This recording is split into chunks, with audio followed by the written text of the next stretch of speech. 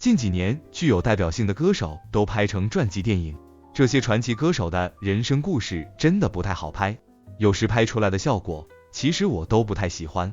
这次改拍巴西最传奇最具争议的同志歌王，确实让我有点惊喜，虽然画面极其大胆，但叙事方面仍然有南美电影的唯美温和。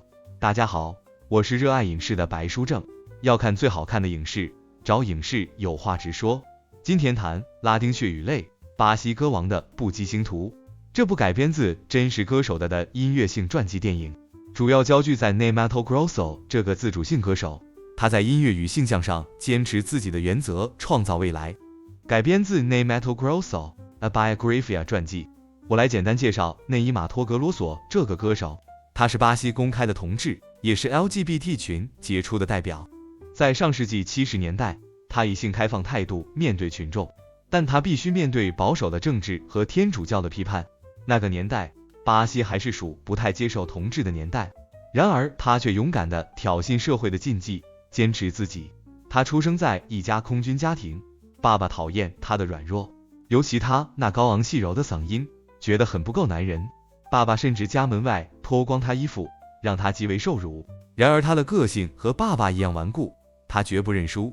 虽然不讨爸爸喜欢，但却是妈妈的心肝宝贝。17岁后，他离开了家，加入了空军的特训。然而那些军人生活并不是他想要的人生。后来以好嗓音加入合唱剧团，受到赞赏，但始终还是找不到意义。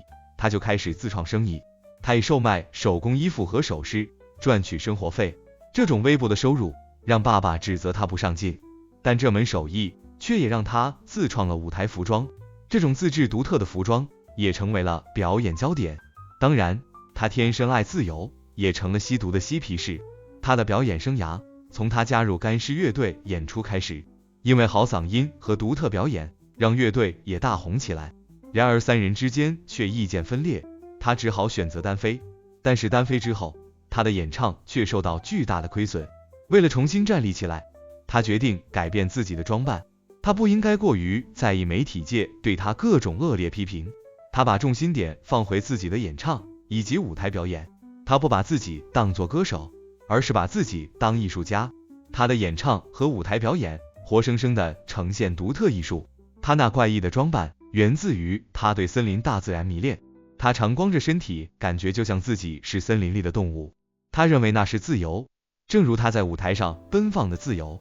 他之所以成为巴西有代表性歌王，正因此特色。虽然他拥有不少的爱人，最后他还是孤身一人。他把一生都献给了音乐，结婚只会让他疲累。尽管他的性生活是如此的多姿多彩和多变，他认为他没有办法时常陪伴在爱人的身边。电影里有不少他与爸爸深厚的父子情描绘。爸爸是个空军官员，对儿子们要求很严格，偏偏内伊天生就是与众不同，独具一格。爸爸也无法改造儿子，但内伊很像爸爸，对任何事情都固执坚持，这也打造内伊的成功。爸爸第一次亲身去看儿子在舞台表演时，竟然感动到含泪，回家还找回儿子的唱片，并对亲口妈妈说，儿子真是个伟大的艺术家。最后父子和好相惜，爸爸还是爱着这个儿子。内伊今年83岁了，81岁曾在纽约市政厅演出。他绝对是巴西流行音乐界的不朽传奇歌手。内伊本人长得比较刚阳，感觉就非常雄壮。电影里的男主样子偏向妖艳，感觉有落差。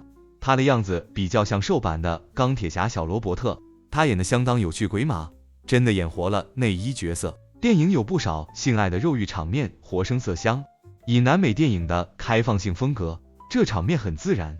电影没有煽情，也不婆妈，叙事多但沉稳。我给本片8.4分，真的是不错的传记电影。好啦，我就简单的谈到这里，还推荐大家去看。如果你有不同的心得，欢迎分享，大家一起交流。如果你喜欢我的影视讲解，敬请点赞、订阅、追随。本频道已经开启会员制，欢迎大家加入支持，谢谢大家，祝大家能够观影快乐。